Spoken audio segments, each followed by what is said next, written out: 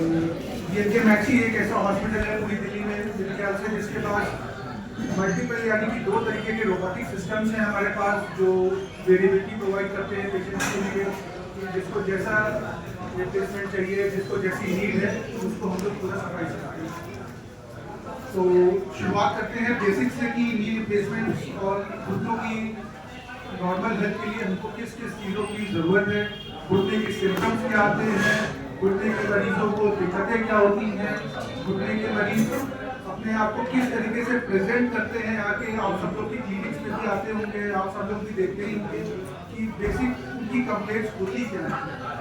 घुटने के जो पॉपुलेशन जो मैक्सिमम रिस्क में होती है वो एज से आप मान सकते हैं, हम लोग देखते होंगे कि उनकी उम्र लगभग 40-45 के ऊपर की होती है अनटिल अनलेस किसी को कोई और इंफ्लेमेटरी डिजीज जैसे रूमेटॉइड ना हो या कोई और चोट ना लगी हो तो नॉर्मली 45 की उम्र के ऊपर के लोग होते हैं, जिसमें या तो पहले से किसी को एक्जिस्टिंग ऑस्टियोआर्थराइटिस हो, किसी का पहले से रिप्लेसमेंट हो रखा हो, किसी को हार्ट की प्रॉब्लम हो, रूमेटिक डिजीज हो, पल्मोनरी प्रॉब्लम हो जिसके कारण उनका चलना फिरना थोड़ा रिस्ट्रिक्ट हो। तो ये मैंने एक चार्ट बना के समझाने का थोड़ा सा कोशिश किया है कि 40 साल की उम्र और मोटापा यानी ओबेसिटी, ओबीज लोगों में नेचुरली बॉडी वेट ज़्यादा हो जाता है तो घुटने और जिसके घिसने के चांसेस बढ़ जाते हैं, या किसी को चोट लगी हो या कोई क्लोज रिलेटिव जिसे हम लोग जेनेटिक्स के नाम पे जानते हैं, जेनेटिकली भी ये ट्रांसमिट होती है ऑस्टियोआर्थराइटिस, या किसी के घुटने आपने देखे होंगे थोड़ा बच्चों में होता है कि बाहर की तरफ भाग रहे हैं जिसे हम लोग नॉक प्लीज या कहते हैं कि घुटने चिपक नीचे से फैल या किसी की इनएक्टिविटी के साथ। ये एक साइकिल की तरह काम करता है, आप इस साइकिल में किसी भी स्टेज में ओके सॉरी ये एक साइकिल की तरह काम करता है और knee pain, reduced activity, stiffness, सूजन और लिमिटेड मोबिलिटी मतलब कम, इसमें आप किसी भी स्टेज में घुस सकते हैं लेकिन ये चक्कर नहीं आएंगे। रिड्यूस्ड एक्टिविटी यदि कम करेंगे तो स्टिफनेस होगी, स्वेलिंग आएगी, अपने आप दर्द आएगी, स्वेलिंग आएगी, आप चलना फिरना कम करेंगे, नी पेन आएगा, अपने आप एक्टिविटी रिड्यूस होगी और स्टिफनेस हो जाएगी। ये एक चक्कर है सिम्टम्स का जिसमें विशियस साइकिल कहते हैं, इसमें आपकी एंट्री किसी भी पॉइंट पे हो सकती है।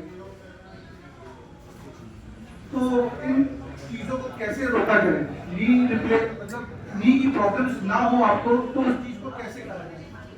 डू लाइट एक्सरसाइज मतलब कि हल्की फुल्की एक्सरसाइजेज, योगा या व्यायाम जो भी करते हैं, वॉक करते हैं, वो भी सफिशिएंट है।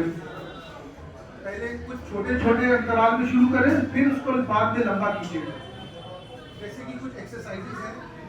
जिसकी आप फोटोज देख सकते हैं कि हैमस्ट्रिंग स्ट्रेच, ये रही hamstring muscle, quadriceps stretch,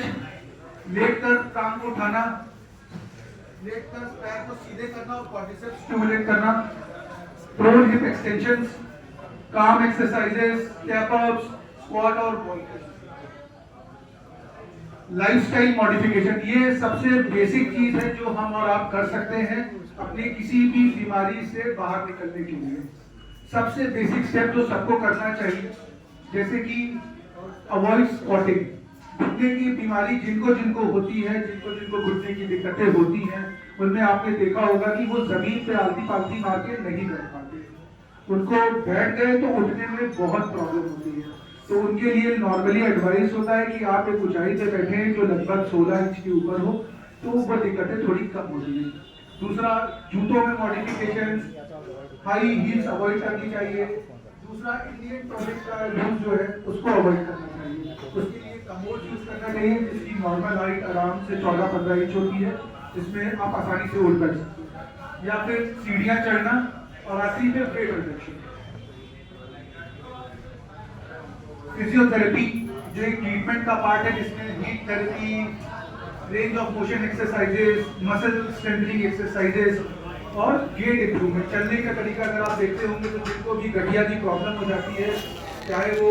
knee joint की हो चाहे वो हिप जॉइंट की हो, उनकी चाल में एक बदलाव आ जाता है, वो एक तरफ से झुकाव करके या भटक के, जिसे हम लोग कहते हैं नॉर्मली, वैसे चलना शुरू करते हैं। तो बचने का तरीका, डाइट में आप क्या कर सकते हैं, सनलाइट जो आपकी हड्डियों को मजबूत करेगी, विटामिन सी के रिच फ्रूट्स, ये सब आपके